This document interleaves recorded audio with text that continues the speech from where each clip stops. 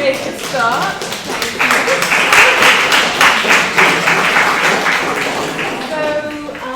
I hope everybody has a handout. We've just put a few more extras at the back in that box, so if you're missing a handout, there should be one you can retrieve from there.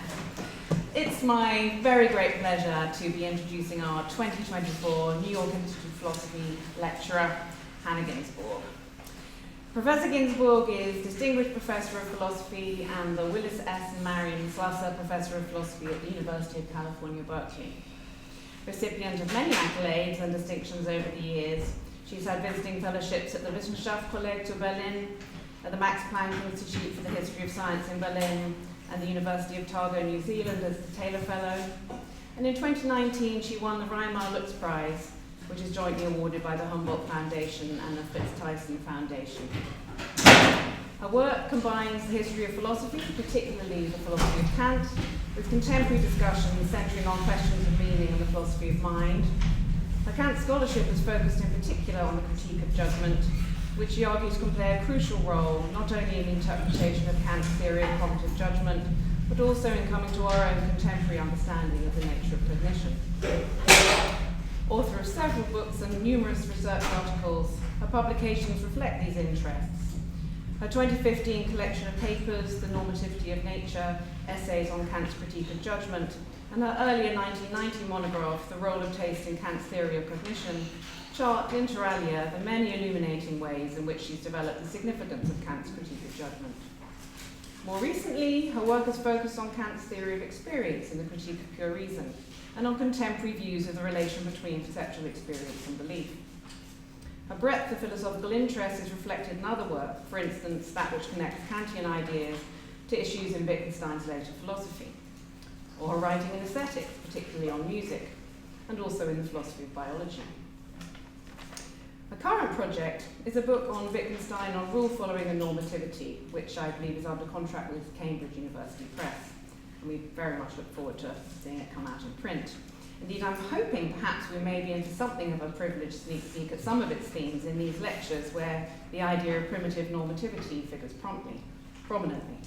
At any rate, all will be revealed, and so it just remains for me to announce that today's first lecture in Professor Ginsborg's series on normativity without reasons is entitled Conceptions of Normativity, a Historical and Critical Overview. Please welcome the 2024 New York Institute of Philosophy lecturer, Professor Hannah Ginsborg.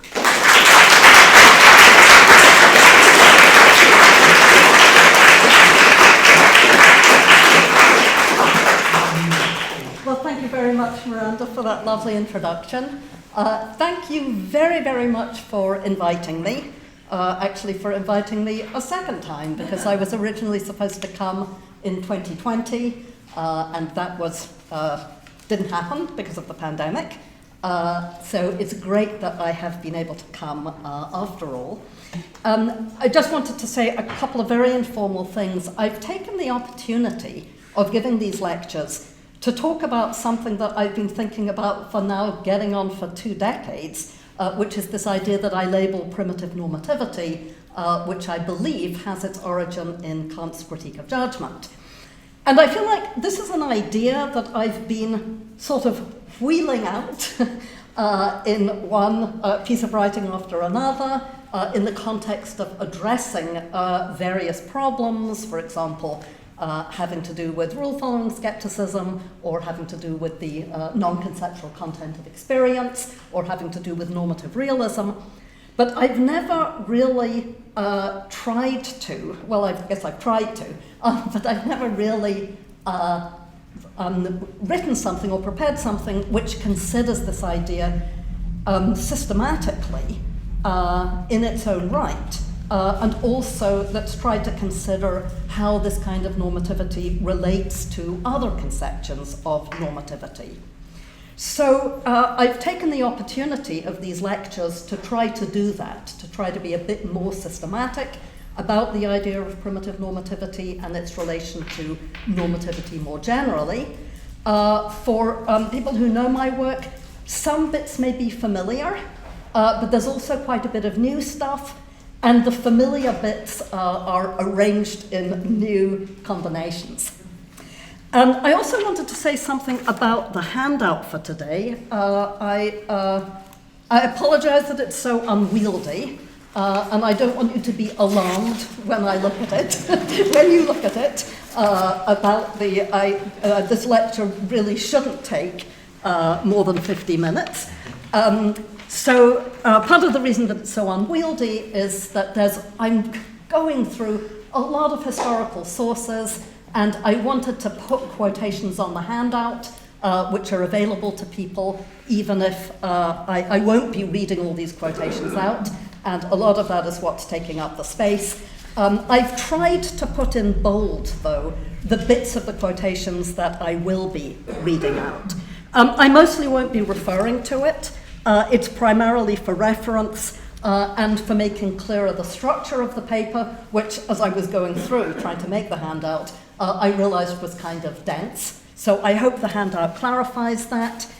And you can also think of it as a sort of souvenir program. And so with that, I'll start with the lectures proper. So first, by way of introduction, real introduction. Many philosophers, especially in the last few decades, have taken the notion of normativity to be essentially connected to that of reasons, to raise normative questions about our behavior or attitudes, to ask, say, whether an agent ought to do such and such, or ought to believe such and such. On this view, is to ask whether the beliefs or attitudes are rationally called for, or whether the agent has reason for them. This conception of normativity is expressed in a very often cited passage from a 1999 article by Joseph Raz. He writes, "The normativity of all that is normative consists in the way it is, or provides, or is otherwise related to reasons." In these lectures, I'll challenge this connection between normativity and reasons. The challenge is in two phases. The first phase, which I present in today's lecture, draws on observations about the historical use of the term normative and its cognates. I'll argue that the reasons view depends on a relatively recent understanding of the term normative that diverges from how the term has been understood through most of its history. And I'll suggest that this divergence has unfortunate philosophical consequences. In the second phase, which spans the second and third lectures, I'll argue that the reasons thesis is mistaken, even if we understand normative in the more recent sense. My argument turns on the idea of what I call primitive normativity, a kind of normativity which I take to be a condition of language use and grasp of concepts. If we accept this kind of normativity, I'll argue, we have to allow the possibility of normative claims that are not made out in terms of reasons. In this lecture, however, I won't make any appeal to primitive normativity. I'll begin in the next section, section 2, with some historical remarks about the term normative and its cognates, and then I'll go on in sections 3 and 4 to discuss and criticize two different ways in which philosophers have attempted to defend a view of normativity as essentially connected to reasons. So section 2.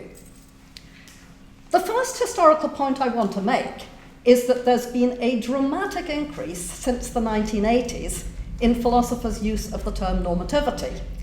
So I've put some statistics on a graph. I always think it's good to have a graph in a philosophy paper. I've put these on the handout, and I should note that I got the idea of looking at Philosopher's Index from a 2010 paper by Stephen Finlay. So there's been this huge increase. What's been responsible for this?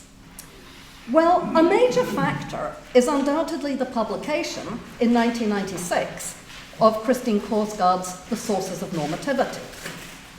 In that book, Korsgaard initially characterizes normativity as paradigmatically a property of ethical standards.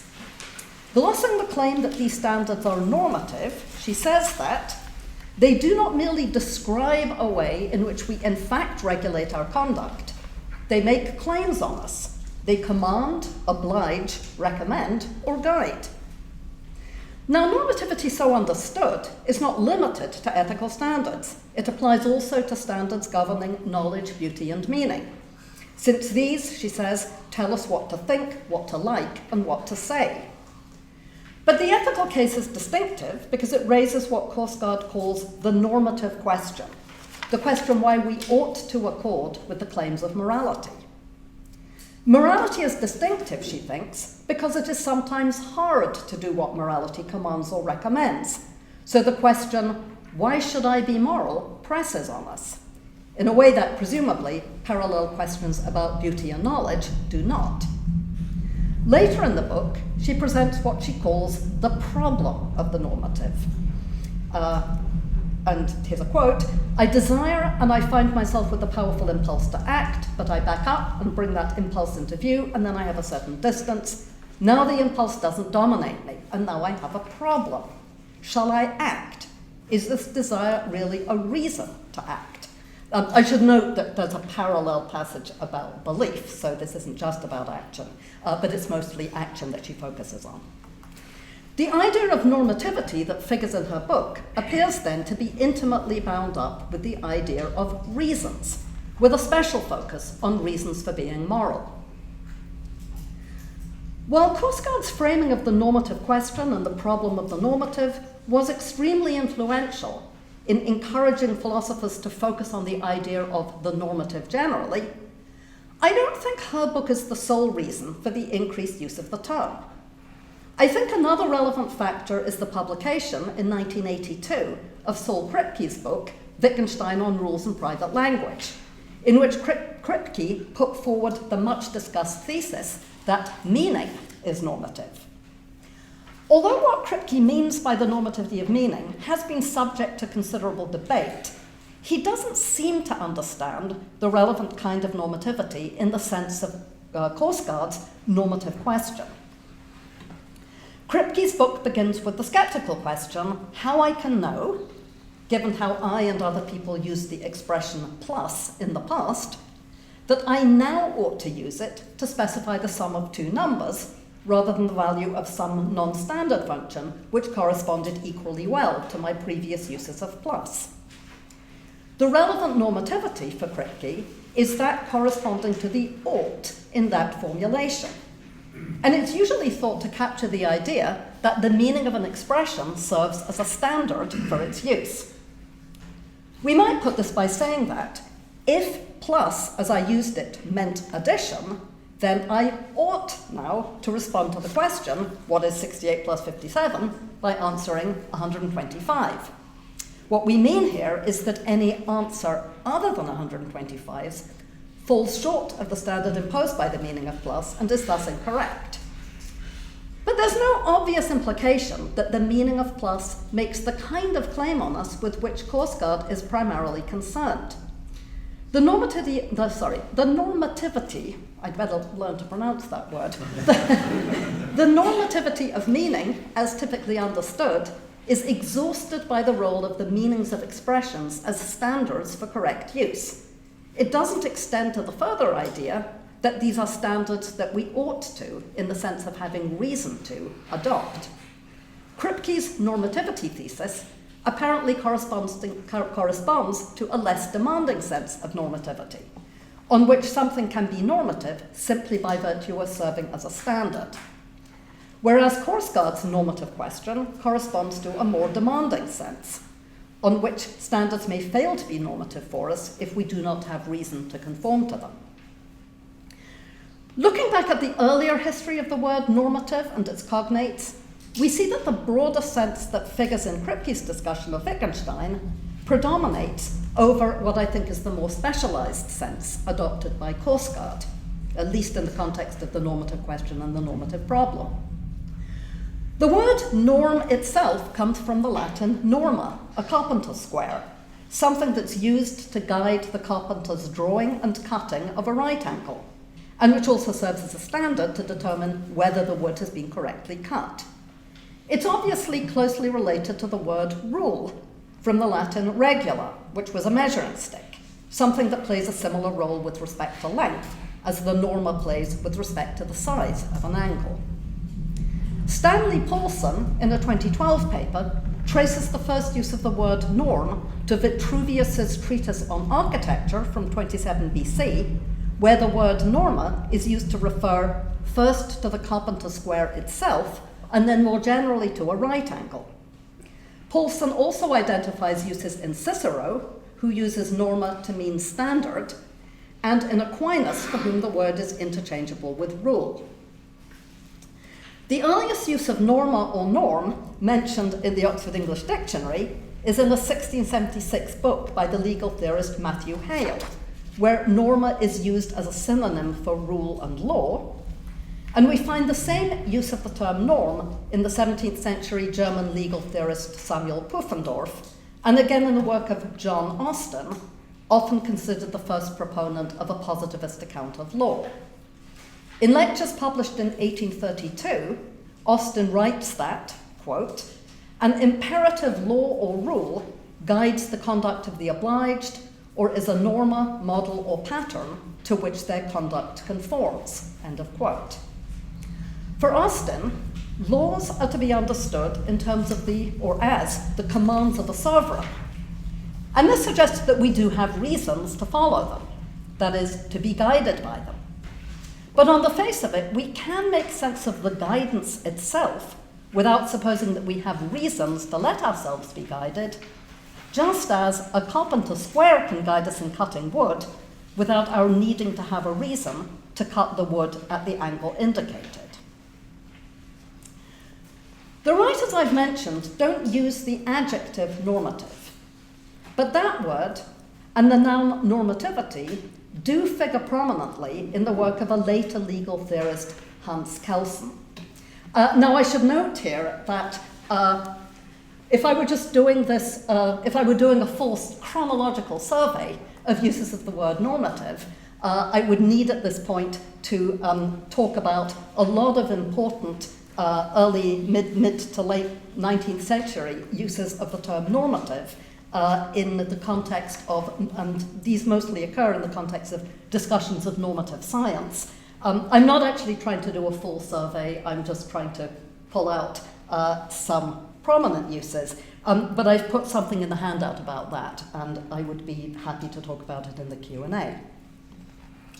So I'm moving on to Kelsen, who uses the word normative very prominently, and his ideas connect with Austin, as we'll see in a moment.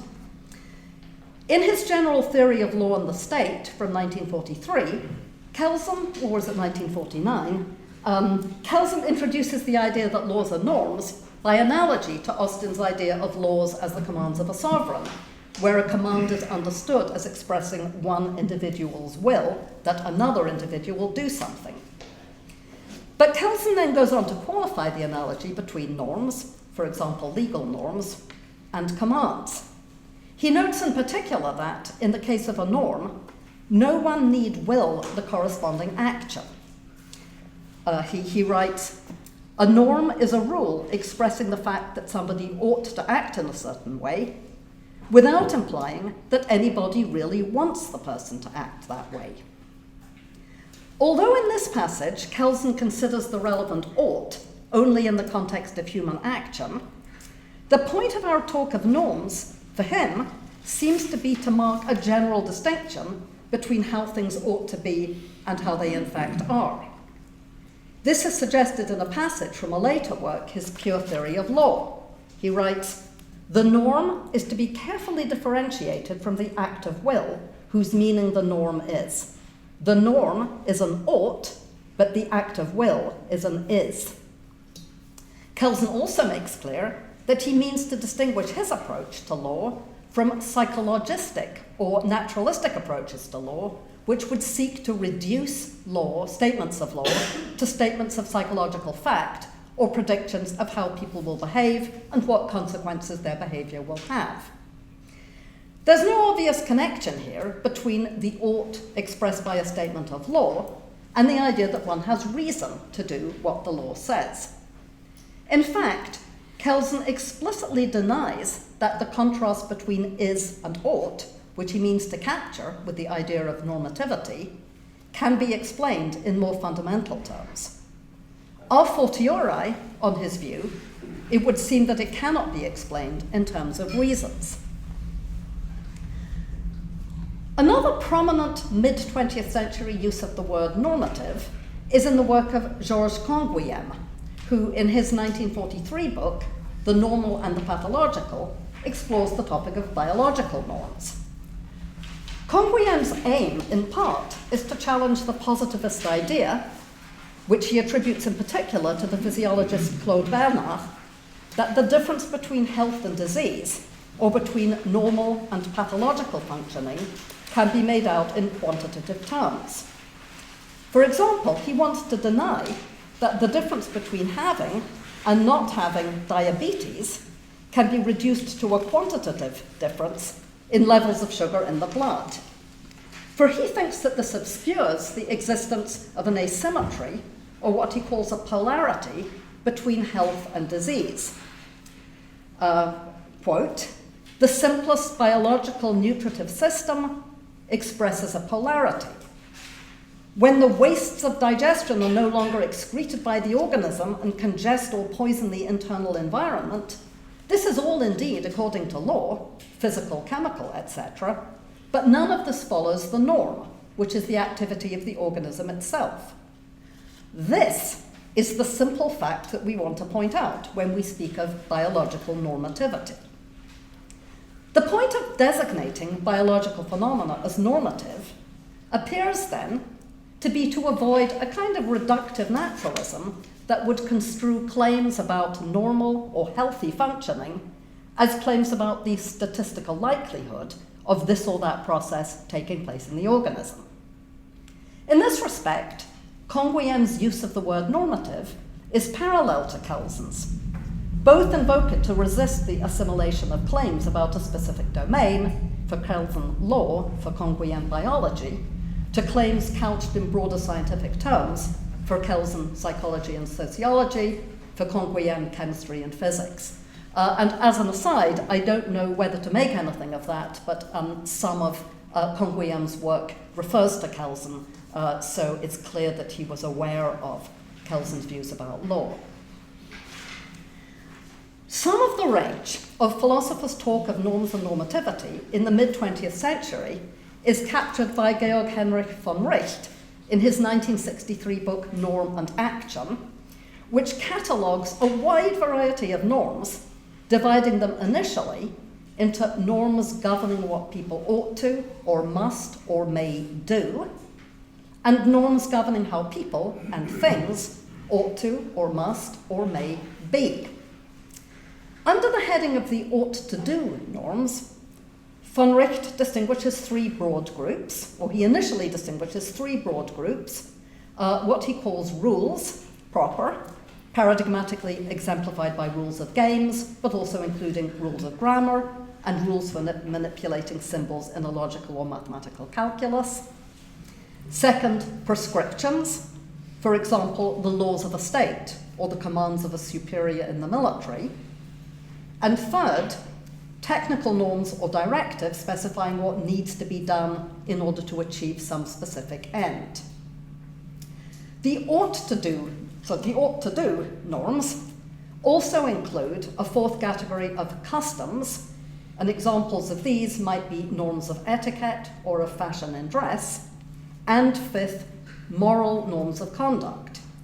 Von Wright thinks of customs as sharing features both with rules and prescriptions, while he thinks that moral norms might be regarded as either prescriptions or technical norms, depending on one's philosophical view of morality. Under the ought-to-be norms, von Wright lists norms applying to people in general. He says that we ought, for example, in this sense, we ought to be just, truthful, and temperate, and norms applying to people in particular occupations. For example, soldiers ought to be brave and disciplined, school teachers ought to be patient and firm, and finally to patient and firm, and finally to artifacts such as cars, watches, and hammers, which he says must have certain features in order to fulfill their functions. Von Wright doesn't use the substantive normativity, but he does use the adjective normative. And there's no suggestion that he intends it to be restricted to a narrower domain than that corresponding to his use of the word norm. So von Wright's typology of norms includes moral norms, And so we might wonder whether he considers the normative character of these norms to be exhausted by their role as standards, or rather to imply the stronger claim suggested by Korsgaard's use of the term normative, namely that these are standards that we have reason to adopt. But this doesn't seem to be any part of his classifying them as norms. The thrust of his discussion seems to be that they're norms in just the same sense that, say, sharpness is a norm for knives, or wearing matching socks is a norm for formal dress. Normativity for von Richt is simply a feature of norms understood as standards of evaluation, and he leaves open the question of which norms, in Korsgaard's terms, make a claim on us. As with the previous writers we've considered, there's no obvious way in which the normative, as von Richt understands it, relates to reasons. Regarding von Richt's ought to be sense of normativity, there might be good reasons why I should want a knife to be sharp, or why the army might want its soldiers to be disciplined. But we can imagine instituting ought to be norms for which there don't seem to be good reasons. For example, that the uniform cap for this rank of soldier ought to have 2 gold buttons rather than 1 gold button. The same is true, at least on the face of it, for the ought to do norms. We often have reasons for according with rules of games or rules of grammar, as well as with moral norms or laws imposed by authorities. But on the face of it, there's nothing about the notion of a rule or norm as such which implies that we have reason to follow it.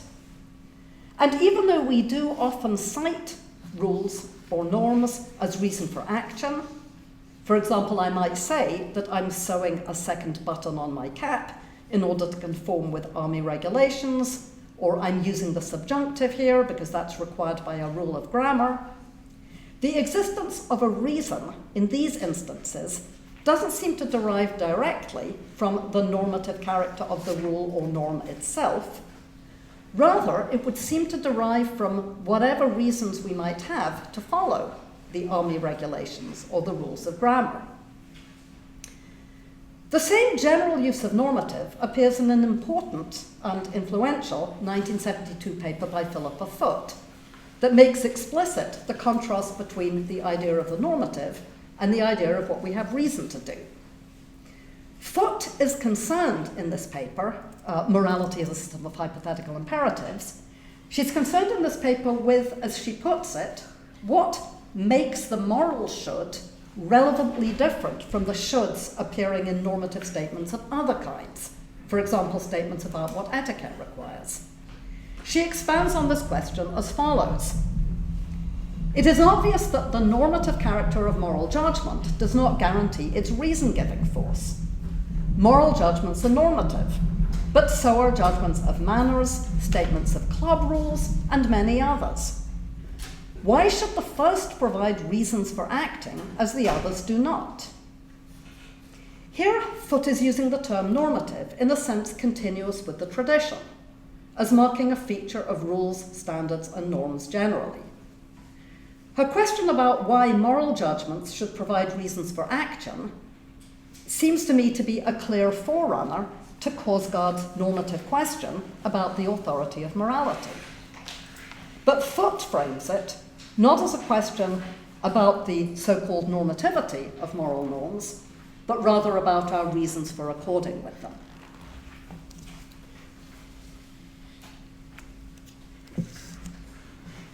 So moving on to section 3, I've been suggesting that the notion of normativity, at least as traditionally understood, is at least on the face of it, independent of the notion of reasons. A natural first response to this might be to concede that normativity as traditionally understood is indeed independent of reasons, but to maintain that the term normative has now acquired a new sense, that given to it by Korsgaard, which makes the reasons view correct. But this would be too quick, because it's not at all clear that all proponents of the reasons view intend to restrict it to the idea of normativity in the sense of Korsgaard's normative question. For some, this is because they don't clearly differentiate the two supposed senses of normativity. This is arguably the case for Korsgaard herself. When she first introduces the idea of normativity, right at the beginning of the Sources of Normativity, she does so by invoking Plato's example in the Phaedo of two sticks which are roughly equal in length, yet fall short of the ideal of equality. This arguably suggests the broader or less demanding conception of normativity. The ideal or form of equality is a norm or standard for the sticks, something with respect to which they can be judged deficient, and towards which, in a sense, they can be seen as striving. But there's nothing yet in this picture to suggest deliberation about whether the norm of equality should be recognized as authoritative.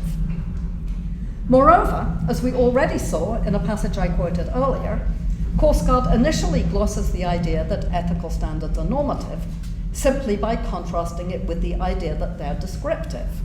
She says, as we saw, they do not merely describe a way in which we in fact regulate our conduct, they make claims on us, they command, oblige, recommend, or guide. The contrast with description is somewhat reminiscent of the contrast between is and ought, emphasized by Kelsen and Congoyem as definitive of the idea of normativity.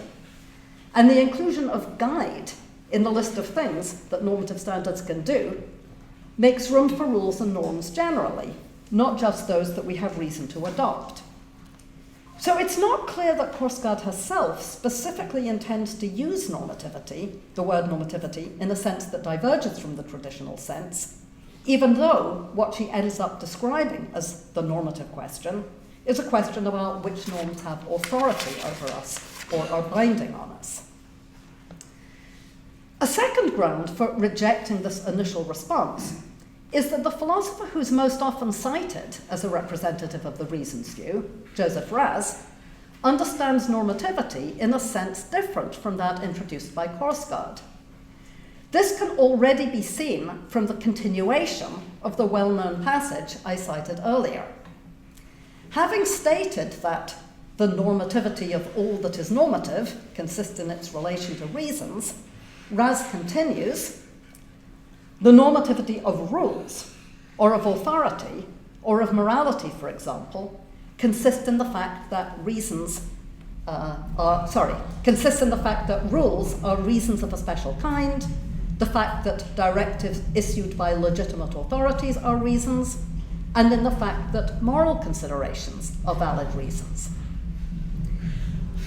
This quote suggests that the scope of all that is normative is broader than on Korsgaard's conception, since it includes the kinds of rules or norms, such as rules of games or the laws of a state, for which we might then go on to ask with Korsgaard whether we ought simplicator to follow them.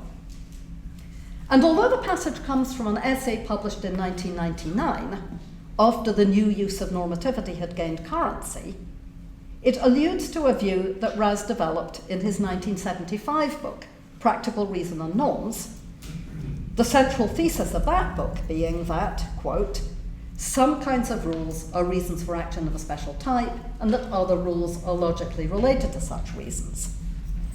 Raz makes clear in that 1975 book that the thesis is intended to apply to a broad range of norms and rules, including rules of games, rules of institutions like clubs, and most importantly, laws, paradigmatically the laws of a state. So, rather than beginning with an understanding of normativity which already identifies it with the kind of authority or bindingness of interest to Korsgaard, he seems to be beginning with a broader conception of normativity and arguing that it too has to be made out in terms of reasons. Raz offers two distinct lines of argument for taking normativity in this broader sense to be essentially connected to reasons. The first has to do with normative language, in particular the term ought. On Raz's view, expressions of the form X ought to phi are logically equivalent to statements of the form there is reason for X to phi. So that if we think of normativity as signalled paradigmatically by the use of the term ought, then all talk of normativity can be put in terms of reasons. A second line of argument defends the idea that rules can be, in themselves, reasons for action. We saw earlier in discussing von Richt and Foote, that the mere existence of a rule requiring behavior of a certain kind, say an army regulation or a club rule, doesn't appear in itself to be a reason for that behavior. Raz, however, thinks that this appearance is misleading, and that it follows from an overly narrow conception of what kinds of reasons there are. We mistakenly assume, he thinks, that in citing a reason for an action, we must draw attention to something valuable about the action as such, or point to a good in that action. That overlooks the possibility of what he calls exclusionary reasons, which are second-order reasons for disregarding first-order value-based reasons. There may be no intrinsic value to my sewing a second button on my uniform cap, and there may be plenty of reasons for me not to do so. It will take time and effort, maybe I don't like how it will look, and I might know that my commanding officer won't notice if I don't do it, so that I won't get into trouble. Nonetheless, the existence of the rule gives me a second-order reason to disregard all these first-order reasons and sew the button on anyway. Allowing exclusionary reasons, then, makes room for the idea that rules as such can function as reasons, thus making more plausible the idea that normativity is essentially connected to reasons. As I see it, however, these two lines of argument are not sufficient to establish the connection Raz wants to draw between normativity and reasons. Let's consider first the claim that there's a logical equivalence between X ought to phi and X has reason to phi.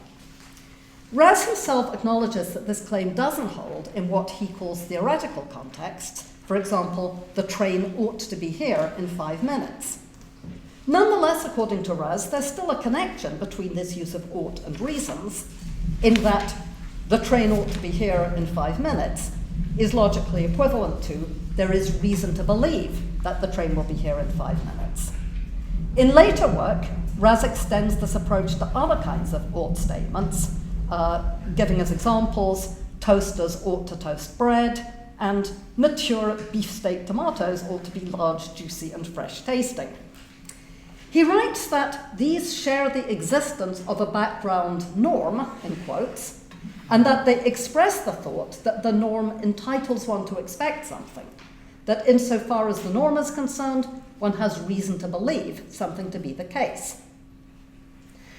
But this fails to do justice to the fact that when we say of a toaster that it ought to toast bread, we imply that if it doesn't do so, it's defective, or more generally, subject to criticism. It's true that we typically do have reason to expect toasters to toast bread, but we're implying more than this when we say that this is what toasters ought to do. We're implying that if a particular toaster doesn't toast bread, then there's something lacking, not just about our beliefs, but about the toaster. We wouldn't say, for example, that a toaster ought to rust when left out in the rain, even though we have equal reason to think that it will do so. Raz's original example of the train might seem to offer a clearer case, in which a statement of the form X ought to phi is equivalent to a statement of the form there is a reason to believe that X will phi. And indeed, this is very often how the use of ought in this kind of context is explained. But this is questionable, since just as with the cases of the toaster and the tomato, the ought carries an implication that, if X does not phi, there's something wrong, not just with our beliefs, but with the world.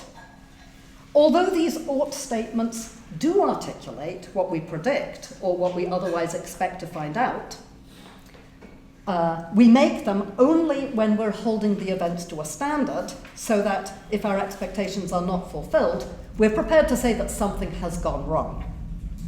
As in the case of the rusting toaster, we don't use the ought construction to predict events which we regard as normatively neutral or negative.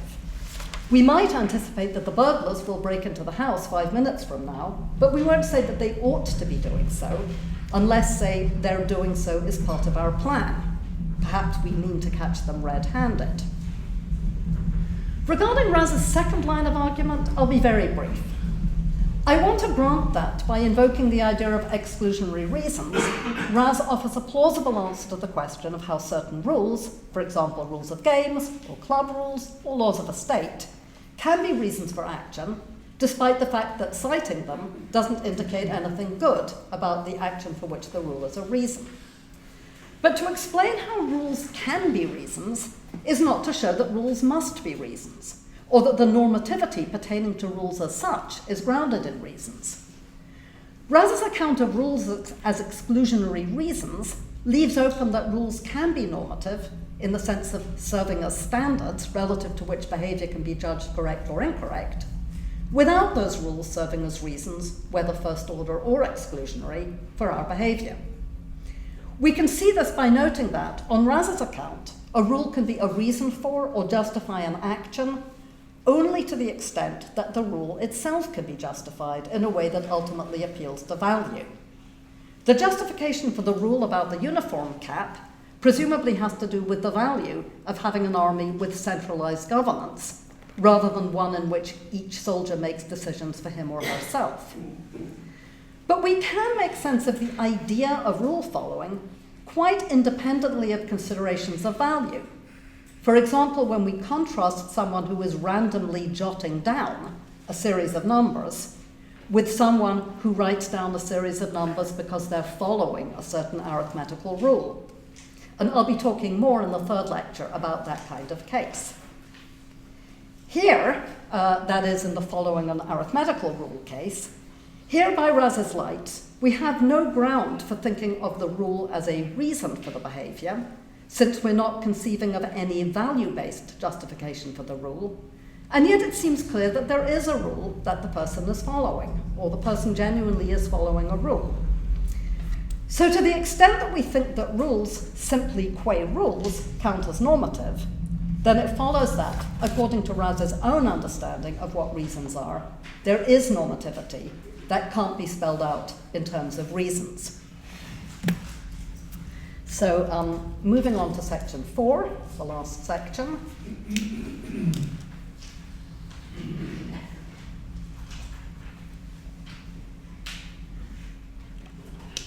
I want to return now to the idea, which I floated at the beginning of the previous section, that the reasons thesis can be defended by distinguishing normativity in the sense of Korsgaard's normative question from normativity as traditionally construed.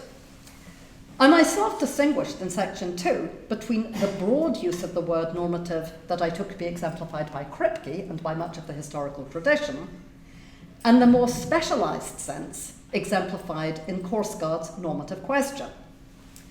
Several philosophers have endorsed a related distinction, but where the two senses correspond not so much to a broader and a narrower use of the term, but rather to what they see as two mutually exclusive varieties of normativity. The first variety corresponds to what Tristan McPherson calls a merely formal sense, capturing roughly the idea of what we ought to do relative to a normal standard, or what conforms to a specified rule. The second variety corresponds to a more substantive sense, which McPherson labels robust, capturing roughly the idea of what we ought to do simpliciter, that is, not relative to a rule. For many of the philosophers who make this distinction, formal normativity is not true, real, or genuine normativity. That designation is reserved for normativity in the substantive or robust sense. David Enoch articulates the distinction as follows. Formal normativity is present whenever there are any relevant criteria of correctness at all. Set up a game. No one is allowed to step on the lines. And immediately some actions are correct, stepping between the lines, and some aren't, stepping on the lines.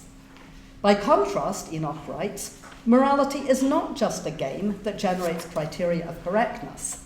It is the right game, a game whose correctness conditions you can't escape by refusing to play it.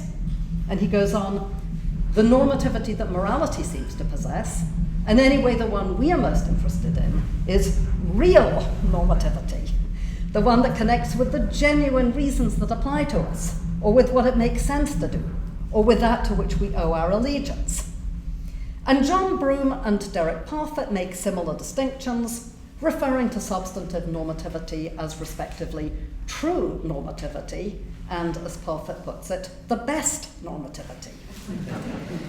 The suggestion in these and many other writers is not just that the word normativity has two different senses, one on which the ought is relative to a rule, the other on which it applies simplicator, but that the second sense is privileged in such a way that we may safely disregard the first formal sense when we're making claims about the nature of normativity proper. If we exclude formal normativity from consideration then, and consider only the normativity associated with what we ought to do or believe simplicator, then is the reasons thesis defensible? Is what we ought to do simplicator essentially a matter of what we have reason to do? Sometimes proponents of the normativity thesis suggest that this is a purely conceptual question. Korsgaard in one passage glosses normativity immediately in terms of reasons, writing that she uses the term normativity to refer to the ways in which reasons direct, guide, or obligate us to act, believe, or judge in certain ways. And Parfit distinguishes the two kinds of normativity under the names rule involving and reason involving, suggesting a definitional connection between the idea of substantive normativity and that of reasons. However, if what we mean by substantive or robust normativity is simply normativity that's not relative to rules, or, and I'm using these expressions equivalently, normativity corresponding to what we ought to do simplicator, if that's what we mean by substantive or robust normativity, then the connection can't be conceptual. We need some justification to bridge the conceptual gap between what we ought to do in the substantive sense and what we have reason to do. J. Wallace suggests such a justification by appealing to the role of reasons in practical deliberation. If, following Tim Scanlon, we regard reasons as considerations that count in favour of beliefs or actions, then reasons are, as Wallace puts it, constitutively suited to figure in deliberative reflection. It follows that to deliberate about what I ought to do is essentially to reflect on what reasons there are to do one thing rather than another. Now, this argument as such doesn't quite establish the claim that what we ought to do is essentially a matter of what we have reason to do, but I think it does establish that claim if we assume, as Wallace does, that the idea of what we ought to do is essentially the idea of how we answer through deliberative reflection the question of what we ought to do. More loosely put, Wallace's argument establishes the claim he wants to establish, as long as we take the idea of what we ought to do as having its primary home in the context of deliberative reflection, so that the idea of what I ought to do is essentially connected to the idea of a deliberative procedure for resolving the question, what I ought to do. I'm emphasizing this assumption for a reason. If we do assume this connection, as well as accepting Wallace's claim that deliberation is essentially rational deliberation, then the argument succeeds in bridging the conceptual gap between substantive normativity and reasons. And even though I haven't seen this argument presented by other proponents of the reasons view, it seems plausible that, with the possible exception of Raz, they would endorse that kind of argument, or that kind of argument might be motivating the connection they draw between normativity and reasons, although that's speculation. In the next lecture, I'm going to be challenging the connection between the idea of what I ought to do simplicator and the idea of rational deliberation about what to do. So I'll be challenging the idea that normativity is essentially connected to reasons, even if by normativity we understand substantive normativity only. I thought that I was going to say this, but I realize I didn't. I'm going to reject the idea that what I ought to do has its primary home in the idea of a deliberative procedure for answering the question, what ought I to do? So the thing that I was emphasizing so much, that I think J. Wallace assumes, is one of the things I'll be questioning. But in the remainder of today's lecture, I want to raise some worries of a different kind about the defense of the reasons view I've been describing in this section, in particular about its privileging of substantive normativity as the only true or genuine normativity. I'm just going to pause for a moment to say that, well, I'm seeing how much time I have left. In any case, I feel like I have to apologize for the somewhat polemical character of the rest of the lecture. I found myself mounting this spirited defense of formal normativity. No, it really is philosophically interesting. So that's really what the rest of the lecture is about. So the first of the worries that I have regarding the distinction between formal and substantive normativity itself is that it's primarily motivated by what I think is an unfortunate use of the term normative. It's at least plausible that the need to make the distinction has arisen primarily from Korsgaard's use of the term in connection with what she calls the normative question. But we've seen that this use of the term normative diverges from its traditional use. Given that traditional use, what Korsgaard means by normativity in the context of the normative question would perhaps better and less confusingly be labelled authority or bindingness.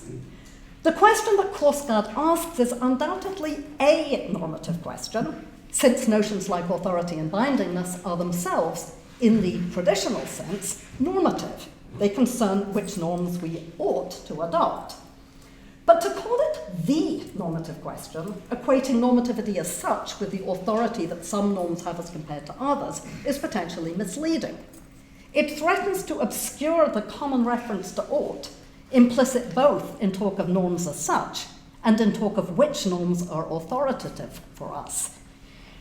This leads to the second worry regarding the designation of substantive normativity as true or genuine, with the implication that the word normative has been misused through much of its history. The use of the terms norm and normative has marked the recognition of a very broad but nonetheless useful philosophical category associated at the most fundamental level with the idea of a contrast between how things are and how they ought to be. This category includes not only the normativity identified by Korsgaard and the formal normativity of rules of games and the like. It also includes the kind of normativity associated with the idea of properly functioning or defective organisms and artifacts. There may indeed be room for debate about whether normative talk about, say, organisms is dispensable, whether we can, for example, replace such talk with talk of the conditions under which it can survive and reproduce. But the broad conception of normativity is still important in helping us frame such debates. To deny that the idea reflected in this historical range of uses is properly called normativity obscures the connection among these uses and makes it harder to see the philosophical importance of the idea that's led them to be designated with a common label. One reason why philosophers might overlook the importance of the broad conception of normativity is that they don't think formal normativity is philosophically important. And if they think of normativity in general as exhausted by formal normativity on the one hand and the normativity of Korsgaard's normative question on the other, it follows that the only philosophically interesting variety of normativity is Korsgaard. The idea that formal normativity is philosophically uninteresting is widespread. Stephen Finley describes normativity in the formal sense as quite unremarkable, pointing out that even a shopping list is normative in this sense. And in a similar vein, Enoch points out that formal normativity is very, very common. And he and Parfit both point out the ease with which normative demands in this sense can be generated. A second feature contributing to the seeming unremarkability of formal normativity is that it appears on the face of it to be very easy to explain. According to Parfit, we can describe naturalistically the establishment of an authority and the passing of a law, and we can then claim that what it is for acts of a certain kind to be illegal is just for these naturalistic processes to have taken place. A final feature contributing to the impression that formal normativity is philosophically unimportant is that, from a practical point of view, formal normativity doesn't seem to matter to us or to be of concern to us in the same way as the species of normativity highlighted by Korsgaard. Finley illustrates this point with a quotation from Judith Jarvis Thompson. Suppose you're playing chess and it's your turn to move. You then learn that if you don't move your bishop horizontally, hundreds will die. Are you all the same under an obligation to not do so? Must you, ought you not to do so? That idea is just silly. Finley glosses the point of this passage by saying it doesn't necessarily matter if somebody moves her bishop or uses a word incorrectly. But none of these considerations, I want to argue, should lead us to discount the philosophical importance of formal normativity. First, the ubiquity of formal normativity isn't a reason, any more than, say, in the case of knowledge about the external world or other minds, to think that it doesn't raise any interesting philosophical questions. And in fact, our ability to create and recognize rules and standards of correctness does raise distinctive philosophical puzzles. This, at any rate, is suggested by the rule-following considerations in Wittgenstein's philosophical investigations, which we'll come to in the third lecture.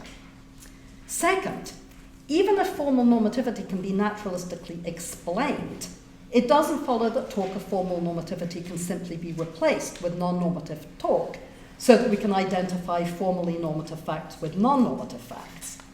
It might be that someone's action is illegal in virtue of purely naturalistic facts, for example, that she ran a red light, and that the traffic code contains sentences to the effect that motorists must stop at red lights.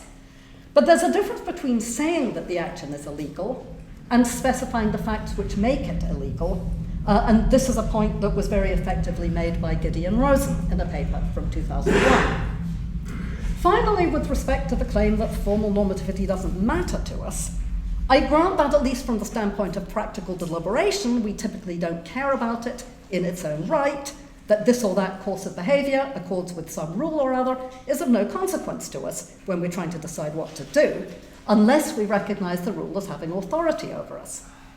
But our present concern isn't whether formal normativity matters to us from a practical point of view, but whether it qualifies as true or genuine normativity.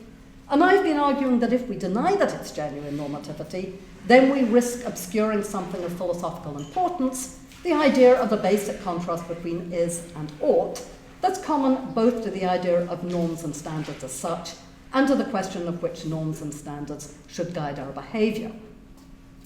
Now I'm really coming to the end. At this point, it might be objected that all I've been offering is a straw man argument.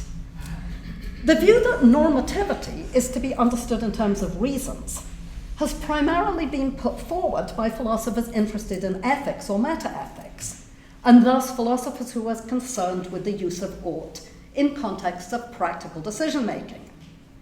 And with the possible exception of Raz, the philosophers who've endorsed the view have had in mind substantive normativity, rather than the formal normativity of law, games, and etiquette. So the objection goes, it's quite reasonable to exclude formal normativity from the normativity that most defenders of the reasons view have in mind. Perhaps the use of normativity tout court as a label for substantive normativity is potentially misleading, but as long as defenders of the reasons view make clear that this is how they're using the word, there is, according to the objection, no obstacle to their continuing to endorse the thesis that normativity is essentially connected to reasons. Over the course of the next two lectures, I'll address this objection. I'll argue that even if the reasons thesis is restricted to substantive normativity, that is, normativity which isn't formal, it is still untenable. For I'll show that there's a kind of normativity which is substantive, in the sense that it's not relative to rules, but which cannot be made out in terms of reasons. This kind of normativity, primitive normativity, serves as a counterexample to the thesis that normativity, even understood only in the substantive sense, is essentially a matter of reasons, and I'll introduce this kind of normativity in the next lecture. Thank you very much.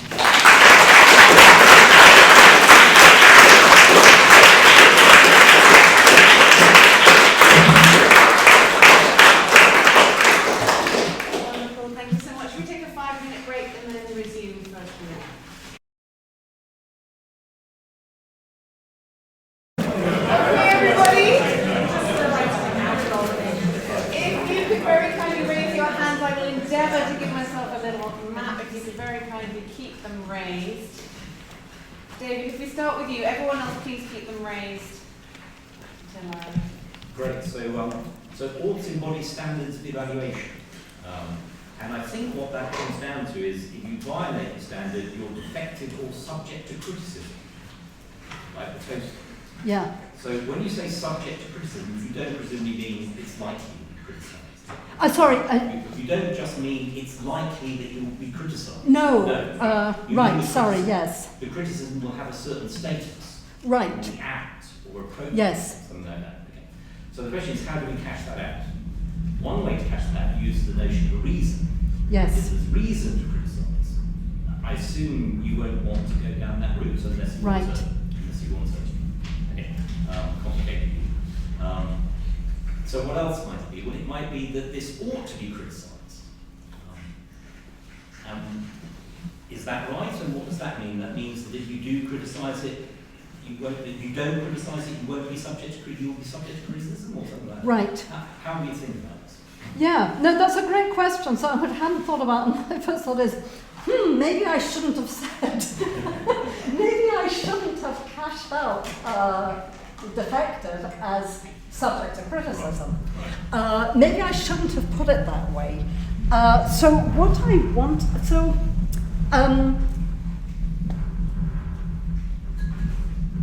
I mean, one route that I could go is to say that we can make sense of criticism being appropriate in a way that we just take as fundamental. So ought to be criticized, and then we say that the idea of ought there can't be cashed out any further. And maybe I would go that route. Maybe I would say, okay, the talk of criticizing is okay, but the ought isn't to be cashed out in terms of reasons. And that would fit with the idea that I'm somewhat sympathetic towards in Kelsen, that the is-ought contrast is basically this fundamental bottom-level contrast.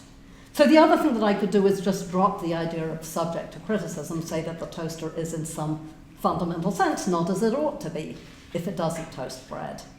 That's the best that I can do. Right.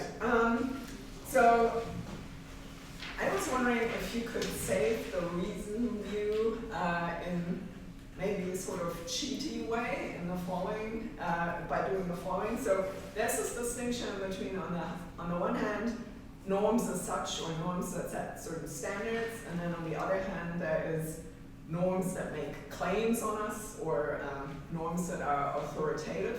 Mm-hmm. And so maybe at best, we can associate reasons with the latter, or we can show an equivalence there, but definitely not the former. And so I was wondering, couldn't you associate reasons with the former by making just a similar distinction that we just made with respect to norms in the realm of reasons? So just say, on the one hand, there are reasons, yes, and then there are reasons for me, or reasons that move me. Yes. And so if there is some rule of a game, in some sense there is still a reason why I should, move the chess piece in a certain way. It may not be a reason for me at the moment because I'm not playing chess, yes, but it is a reason. Yes. So this is a great point. So I'm aware that there's actually a whole, you may be referring to this, or you might not be, but there is a whole literature about these that we can, so to speak, have a sort of like deflationary kind of notion of reason. Now, for the purposes of this discussion, but also because I feel sympathetic to it, I'm tempted to say that no reason, I'm tempted to reject the idea that there are these kinds of reasons. I mean, that we can talk about, say, chess reasons or reasons within the context of a game. So I'm trying to take seriously the idea of reasons as actually, as Scanlon puts it, considerations that favor action. But I'm not sure, you sort of got to stop somewhere with the I'm sorry, I won't try to think on my feet anymore. I'll just say that I don't want to, at least I don't find that a plausible defense That's just because I think that we really can make a distinction between reasons proper, and that talk of reasons in these limited contexts is really just another way of talking about norms in the thinner sense. Yeah, I have a question that's partially clarificatory, partially substantive. So you consider the issue of whether the reasons thesis is defensible when it's restricted to substantive normativity. And then we can distinguish two versions of that question. One is whether it's plausible tying substantive normativity to outright reasons, reading simpliciter, or whether it's plausible to tie substantive normativity to prima facie reasons. The second of those seems much more plausible to me, and I wasn't quite sure what your argument against it was. I mean, when you talked about J. Wallace, you were talking about somebody who's offering a connection between ought simpliciter and some kind of idea of reasoning. That's interesting questions, trying to connect ought simpliciter with emotions. We could assess that, but that doesn't quite speak to the question of whether substantive normativity could be tied to the existence of just a prima facie reason, leaving aside what the substantive theory of prima facie reason should be. So would prima facie reasons for you, sorry to come back with a question, the terrific question about your question, would prima facie reasons for you be reasons that are potentially outweighed by other reasons? Like sort of, sometimes people call these pro tanto reasons and make a distinction, but if I can replace that with pro tanto reasons. Well, to think of the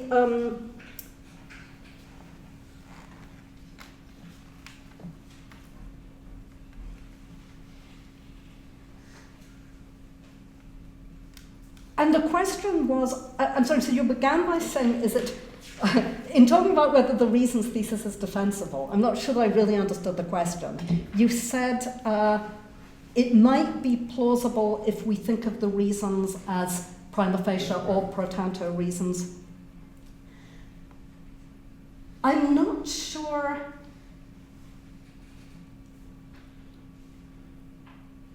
And do you mean the reasons thesis for normativity generally, including formal normativity, not just substantive, like normativity in the broad sense? No, I meant substantive in the sense that Korsgaard was trying to latch onto. Part Yes. of the problem is, when you look at those quotes from Korsgaard, which looks at the so-called the normative question, Yes. There are two kinds of considerations to raise there. One is outright what to judge, what to do, which Right.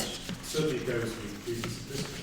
And then sometimes you just say, is the desire a reason? Right. Which of course is the prima facie. So the so-called denormative question fractionates into the Right. question about the outright question about the prima facie.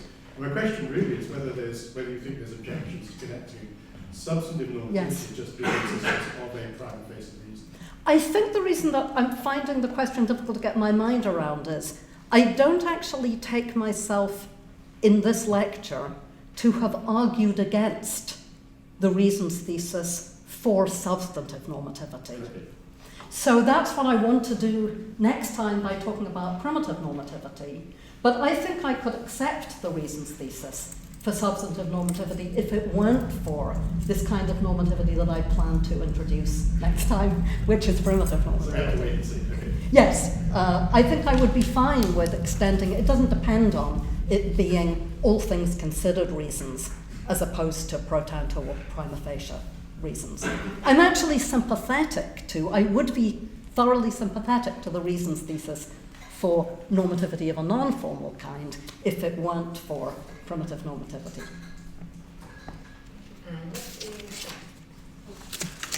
Thanks a lot for the talk.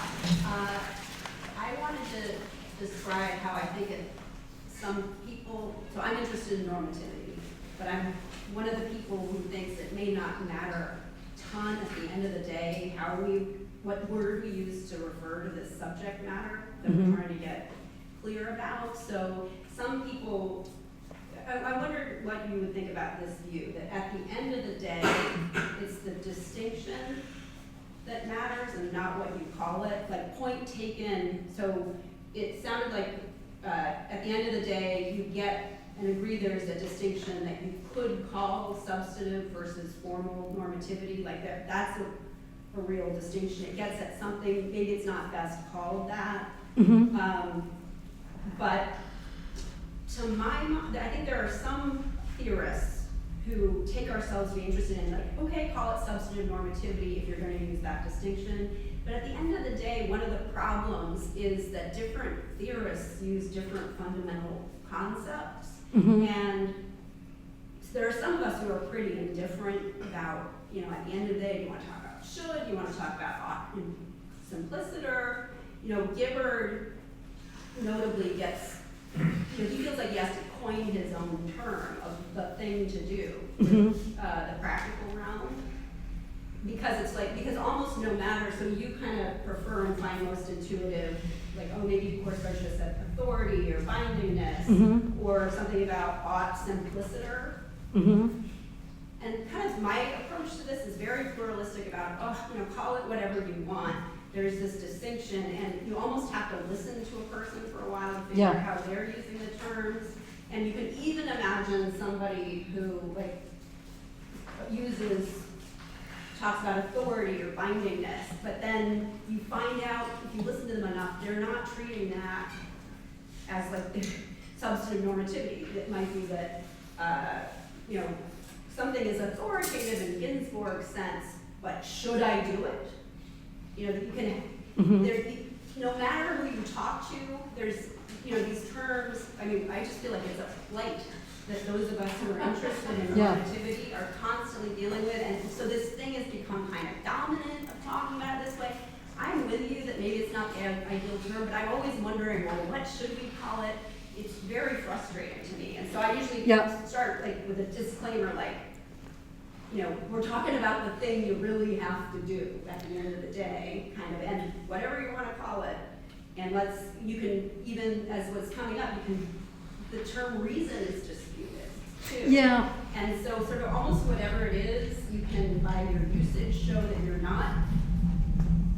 I don't know if this is clear, but it's just, in a way, it's just like, okay, what does the person use when they're saying what to do? Yes. So somebody, I don't know if would be sympathetic to all of that or not. So I can't remember if it's Stephen Findlay who writes about this, and there's also a recent paper about this by Jorah Dannenberg. I think it's Findlay writes about what is, it's a recent paper, I don't know if it's come out yet, with Samsara's Wheel in the title. And so the idea is that we're just constantly, we have this idea of the normatively loaded term, or like the loaded term. What are we going to use as the loaded term? And I think he cites the passage that I cite from Philippa Foot.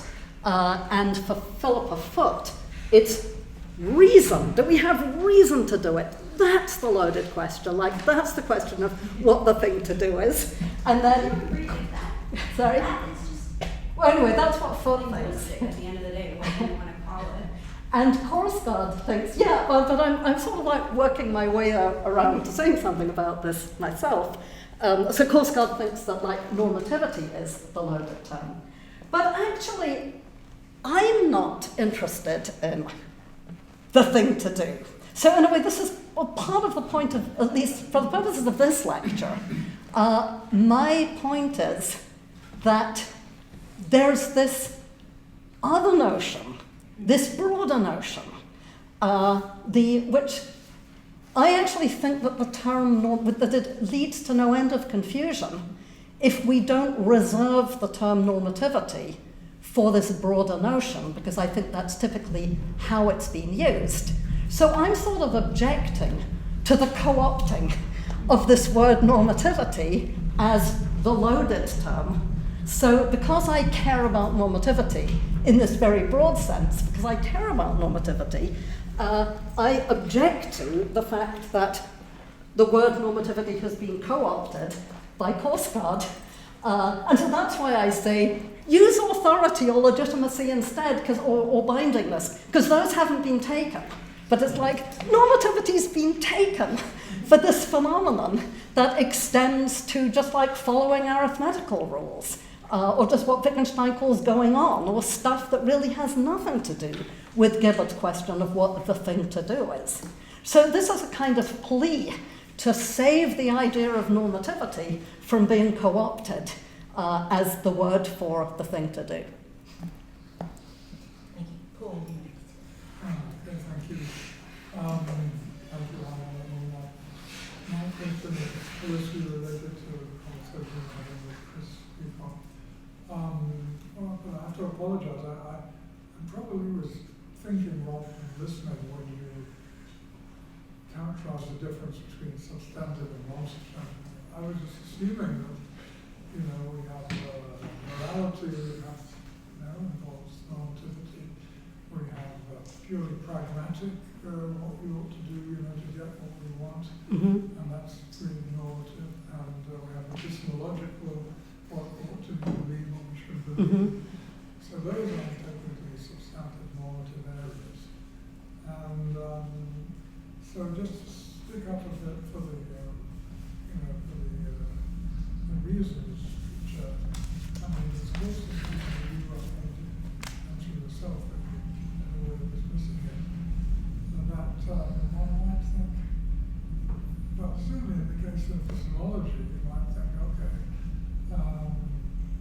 what ought I believe? Well, there's some evidence, so there's some reason to believe this, and some reason to believe that, and so we want to know how strong are they? Sometimes reasons can just not be a reason, but strong reason, or a weak reason or something. And we might figure out, it's not a question of just an epistemological process, but we might think that the fact in the end ought not to believe it, ought to believe it, is somehow grounded in the facts about what we propose to believe it, how strong that reason is, not to believe it, and some calculus and outcomes. And it's not just an epistemological procedure, that's the ground, that's what's grounding it all. Similarly, in case of, everything, I'm a friend who's in a tricky situation, and the question around, what ought you to do? And then I think, well, why not? Because that's, some reason to do this, and how strong is that reason? Some reason to do that, and not to do this thing, and then think that those considerations, we might think, all things considered, what ought you to do? We have that expression, well, what are the things to be considered? So things like, how much reason there is to do this, and how much reason is not to do it. And that's, I think, applies also in the case of just pragmatic activity.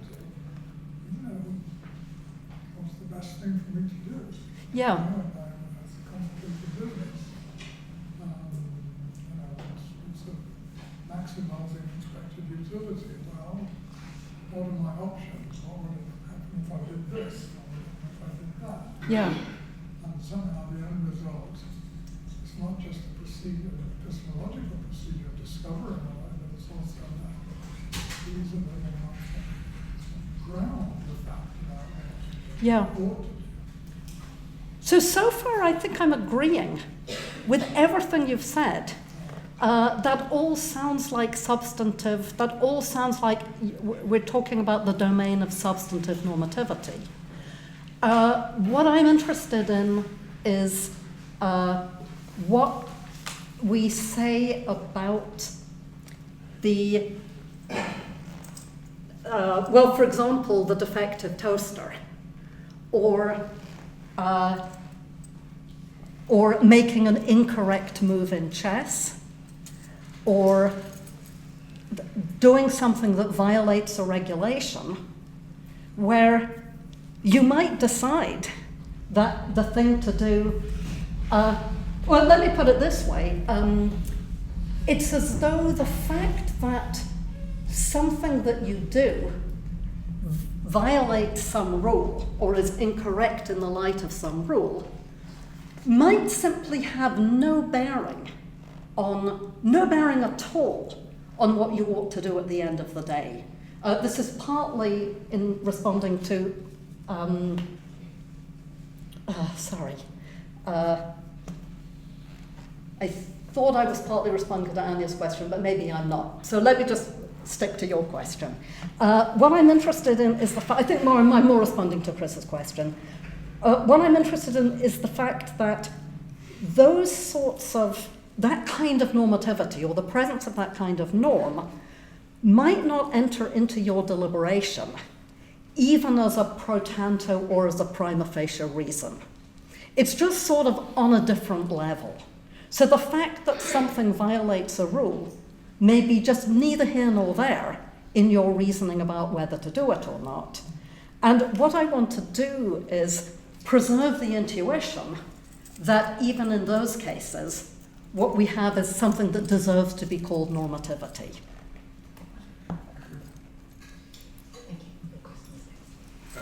Thanks.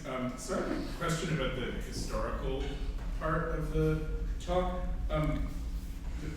You know, I could be wrong about this, but isn't one powerful reason for tying normativity to reasons that people want to avoid, I guess, you know, Salarzians use this phrase, re-enchanting nature. And we don't want normativity in the natural world. We only want it in the realm of beliefs and actions and human life. Do you see that as playing a role for what, it seems to me it does in the early Korsgaard anyway, for why tying normativity and reasons together. And I'm just curious what you think about that. That's interesting. So my first off reaction is that if talking about normativity in the world is a kind of re-enchantment, that talking about reasons may be no less of a re-enchantment. I mean, so if what you're aiming for is a kind of like really super strict naturalism, then it would seem to me, you know, there's degrees of naturalism, as we know from McDowell and other people. But if you're aiming from a really strict naturalism, you're not going to want to say that there are reasons in the world any more than you're going to want to say that there are oughts in the world. At least if we're talking about so-called normative reasons. Maybe even if we're talking about explanatory reasons. So that's my first reaction, but maybe I have missed something in your question. Well, she's not a realist about reasons, right? She's a constructivist. Yeah, that's absolutely right. Ah, I see. So, right. In So, this passage yeah. that you cite, she tells this whole grand story where Plato and Aristotle thought there was normativity in nature. Right. And the medievals kind of thought the same thing, and now post-Newtonian, post-Galilean, we don't think that anymore. There's only normativity in the realm of human life, belief, action, etc. I see. So that's her sort of story. So right. You know, she's telling a story where you don't go back to this more expansive notion. Yes. You're a modern, you're a Newtonian, right. Not a good idea. Yes. No, thank you for reminding me that Korsgaard is a constructivist and doesn't think that there are reasons in the world, but I'm not seeing why that's her motivation for understanding normativity in terms of reasons. But I may just need to think this connection through more carefully. I, in a way, want to, I think, follow up on your answer to Paul. So the kind of examples you mentioned of apparent norms that we don't have reason to follow. And in part it's motivated, I think, by a reaction like David's, where I think, well, if you really want to say there's something to be criticized, there's something someone has gone wrong in this, it looks like there has to be some value, at least an implicit value there. So I want to just sort of put on the table an option that you don't explore, but it's suggested by actually a line of thinking that is implicitly a reference to the positivist tradition of normativity. So in the literature on the normativity of law, there's an important distinction between, if you will, the sort of internal point of view of the law, yes, which in a way accepts the claim to normativity that's central to the law, and will, a statement you can make about the law, but not internal to the law, right? Right. So there's the thought that the law claims a certain kind of authority, or claims to be reasoned in a certain kind of way, and that involves certain kinds of stories about the participants in the practice recognized in a certain way. But we can make claims about the law of Rome, right? without in any way endorsing this, right? But what we're saying something is about, well, there is a practice of a certain sort, or there was a practice of a certain sort, in which people had, certain views about reasons. Right? And I'm wondering whether something like the strategy could shed light on some of the cases that you were mentioning. Right? So when you talk about the normativity of the practice of chess or etiquette or so, what you're saying is something like, look, I don't have a reason to do this, but I'm talking about a practice, the participants of which take themselves to a certain kind of reasons, or at least some participants of which take themselves to a certain kind of reasons. So we can't really understand the practice without tying into reasons in that way, without, however, committing ourselves to actually having these reasons ourselves. Yes. Yes, thank you. This is, so I'm thinking about two things. So there's Hart's idea of the internal point of view. And then there's also Raz's, what Raz says about what I might say to a vegetarian. And I'll say, you really ought not to eat this because it's got meat in it. And I'm saying how things are from his point of view. And this is awful. I've thought a lot about this, and I can't remember how it interacts with my view. And I'm finding it hard on the spot to remember so I'm just going to pause and think about this for a little bit.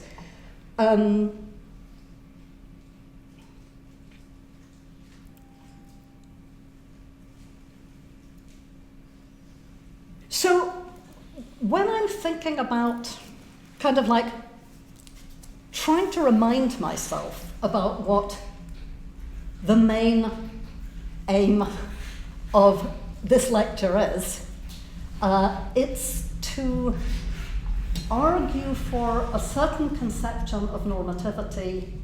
Well, in the grand scheme of things, I'm arguing for a conception of normativity that's independent of reasons. And I'm going to be doing that primarily by talking about primitive normativity rather than by talking about these other forms of normativity. So it might be that the kind of normativity that gets invoked in these contexts, I would be fine by saying that that's a form of normativity that is related to reasons. So I might think that it's fine to this, but I recognize that the vegetarian has a reason not to eat this. And so that some of the normativity that people who make the distinction between formal and substantive normativity, some of those forms of normativity that these people would call formal normativity, I would actually be quite happy to accept the line that you're suggesting and say that's normativity in terms of reasons. So in a way, what I'm, for the purposes of this part of the talk, what I was arguing against was a line of thought that's taken by people who say, all right, there is a kind of normativity that's independent of reasons, and that's the normativity of rules and games. And so, of rules of games and laws and stuff. And those are the people that I'm sort of engaging with. And then I want to say to those people that what you're talking about there, you shouldn't say that it's not really normativity, because I do want to call that really normativity. But I'm sorry it's taking me such a long time to work around to this, but I don't think there's anything in what I'm saying that would go against the kind of normativity that you've just been talking about being understood in terms of reasons. Great. Jane has a finger on this. This is just going to replace my hand. So I guess, does this distinction between formal normativity and substantive normativity even matter to you? I guess I'm feeling like I really felt the force of some of what Sharon was saying when she was like, oh, it's all like we're just going to decide how to use the words. And then I really felt the force of your response, which is like they co-opted normativity for just this side. But then I felt like between all that, another thing you just said with Daniel, like maybe you don't need this distinction at all. I guess like the toaster thing, I feel like we can put aside. That's not really an agent. Sorry, that's not really what? It's not, the toaster's not an agent. So somehow like norms are, the ought that applies to like agents is different than the one, so I think somehow we're going to put the toaster thing aside. Okay. The rest of them, it's just, I don't know, they give me reasons in some smaller, in some limited range of context, and the moral norms give me, are normative and all the time. I don't know. So somehow I guess I'm imagining a view where you don't make that distinction. Yeah. It's not important to you, and instead we're going to think of these as all roughly. Yeah, so I'm not actually interested in the distinction between substantive and formal normativity. I was thinking of certain defenders of the reasons view might want to they might want to make that distinction, and they might want to make it as a way of saving the reasons view against the objection that I was making at the outset, that something simply being subject to a norm doesn't mean that, or something's being, like a norm is guiding you to do something, doesn't mean that you have a reason to do those things, that thing. So prima facie, as I was going through like von Rich's list of norms, I was thinking, look, all of these norms could hold, but we wouldn't necessarily have a reason to do those things. Then I was imagining, well, not just imagining, because these are real people, I was saying, yes, but there are people who say, okay, we won't count that kind. We won't count that when we're thinking about the reasons thesis. And so that's why I was talking about the distinction between substantive and formal normativity, and then wanting to say, but we really should call all of this normativity. But it's not me that's committed to the distinction. I'm just arguing against people who want to make, I'm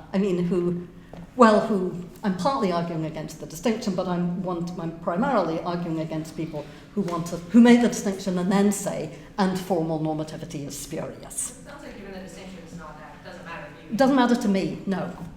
Great, now Paul has a finger, and then I'm going to say no more fingers because we have 5 questions stacked up, and we'll try to get through them so that I can encourage succinctness. So I think we should recognize the distinction between formal and substantive because it's real and we can say what that distinction is. And I'm on record as agreeing with you that in some sense they should both be considered subspecies of normativity. But what's striking me now, and I don't think I've answered this question, is what exactly does that mean? So you put it in terms of terminology, which does seem to raise this question, what difference does it make, what do we call it? And yes, maybe historically you're right, but as long as we're clear about what the two notions are, call them what you want, 51, 52, two different names, whatever. There's going to be a more substantive answer to the question, why does it matter that we think of these as two subspecies of some genus called normativity that isn't just terminological? And then that raises the question of what that genus is supposed to be, how you specify it. So that's what I'm not clear about. Yes. Well, again, as I said about one of the, thank you, this is a great question. In response to one of the questions earlier, I said, I think to David, I said that I was kind of sympathetic to Kelsen.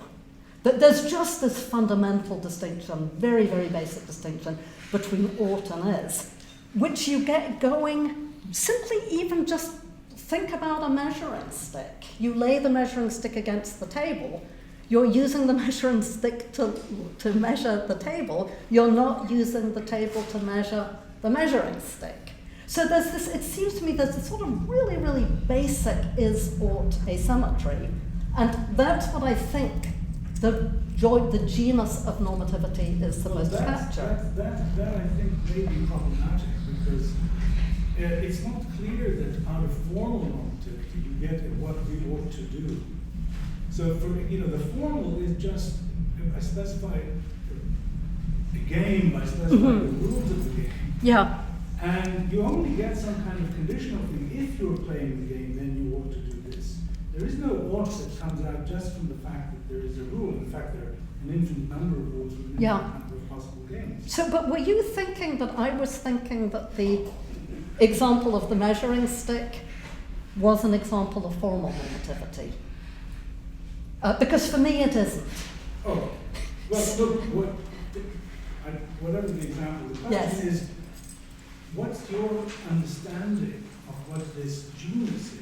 Right. Which these two things are subspecies. And I don't think you can say that it has to do with an analytic link, as it were, to what we ought to do. Well, it's hard to answer that question just because I think it's a primitive idea. And I suppose this does get into the stuff about primitive normativity. I do think that the kind of thing that I'm getting at with normativity is this idea of what you have when you use one thing to measure another. And I don't think of that as an example of formal normativity. I can't take it. Let me go with, so your question is next. Forgive me, I don't know your name, behind Werner, thanks. Thank you very much.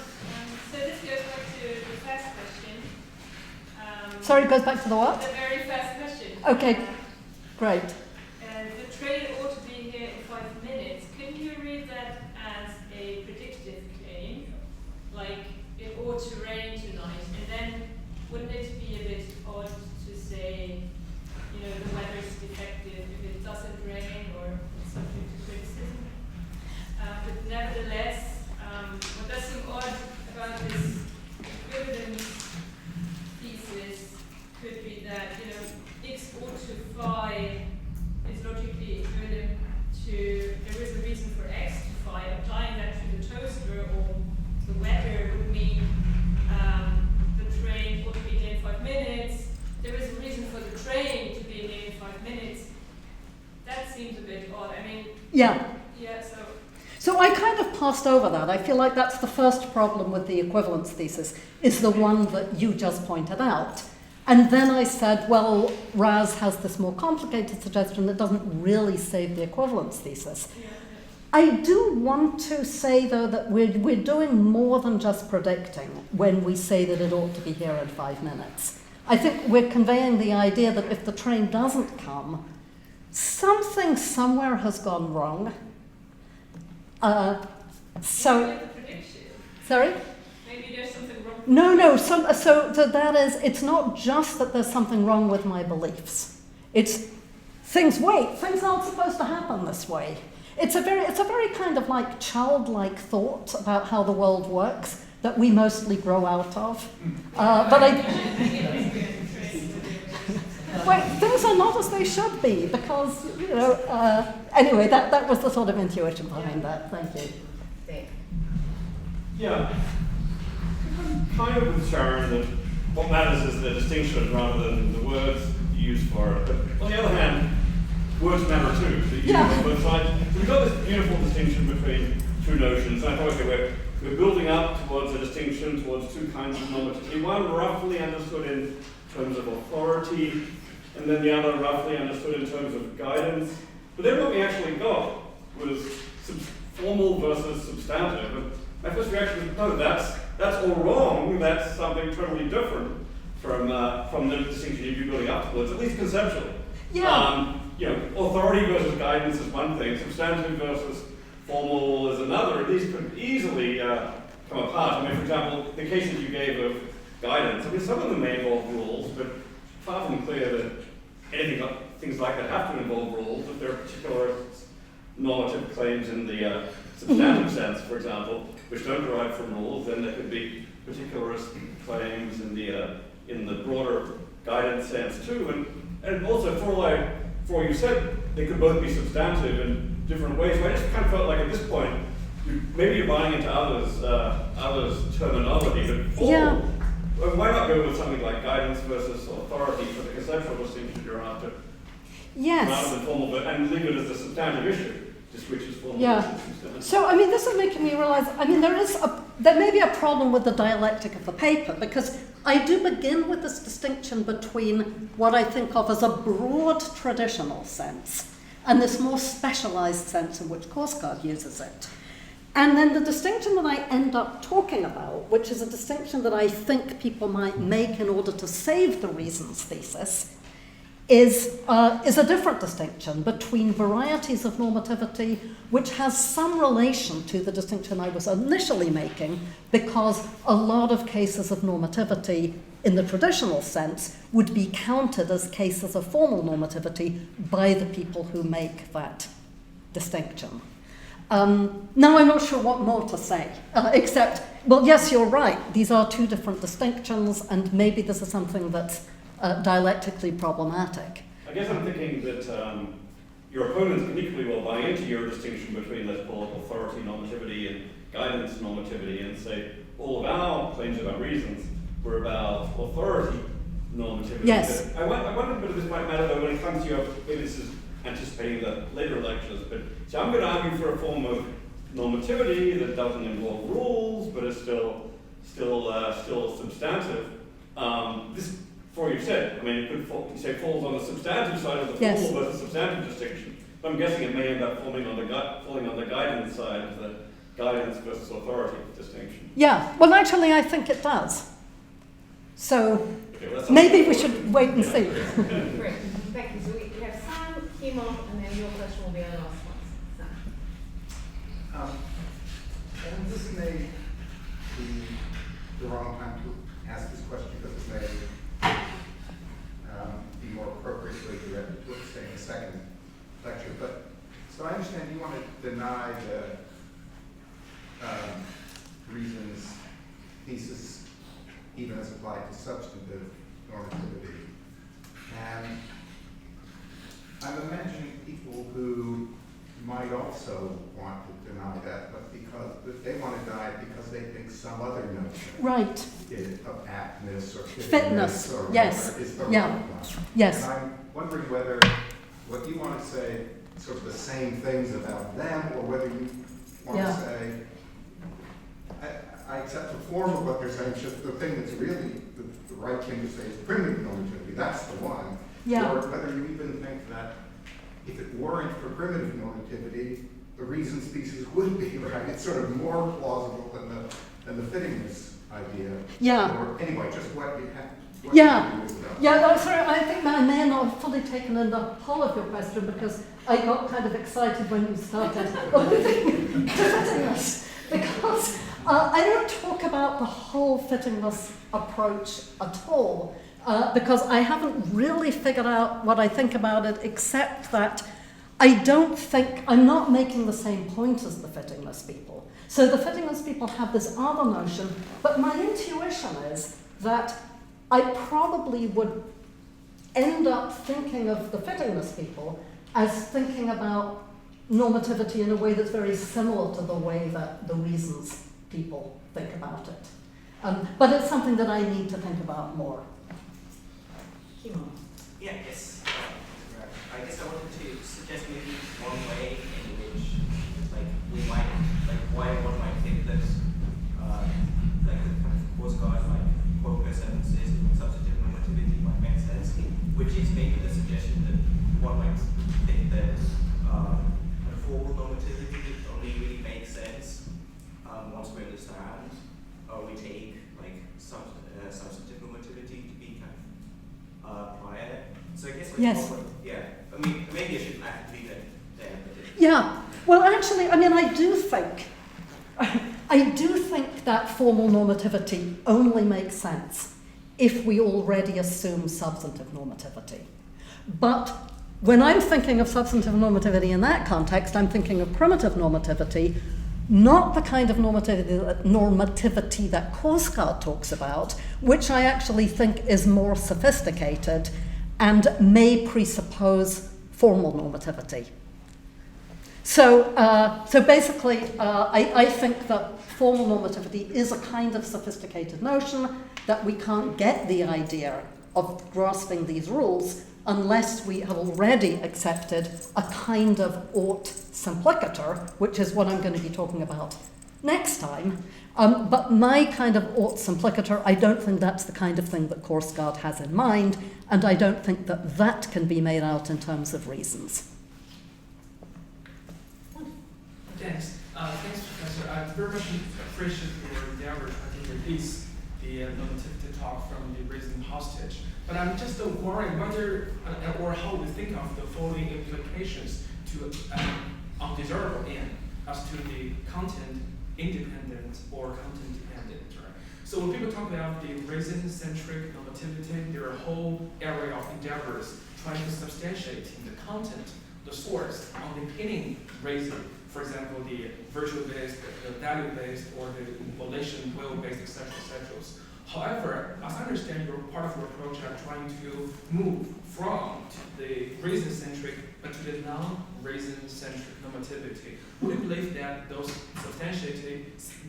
endeavors trying to substantiate either the value-based, the virtue-based, the volition-based could be quite empty when it comes to the counterpart of the rule-referent, the rule-based or the norm-based, or even if you want to delineate the discussion of reasons, but just something like the exclusive reason of Joseph Raz that, as you mentioned, although by the very end of page 5, that it is not the first author, it is not value-based anymore. So how do you think about this kind of implication being inevitable from your part? Yeah, I'm sorry, I'm not completely following the question.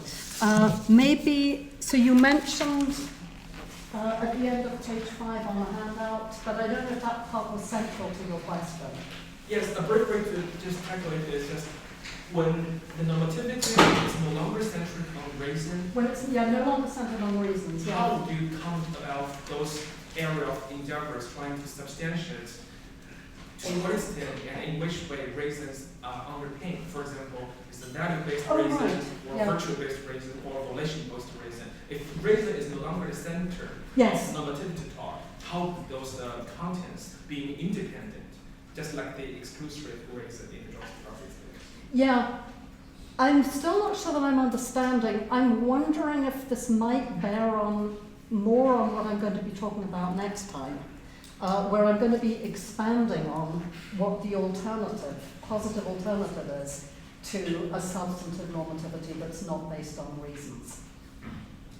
Sorry that I can't be more informative. Okay, well, on that cliffhanger, before we thank our speaker, everyone should know that we've finished marvellously on time. Thank you for your concision. What admirable performances all around. Plenty of time to cross the street, go up to the 6th floor in the philosophy department and enjoy the reception to which everyone is invited. And now we can thank our speaker.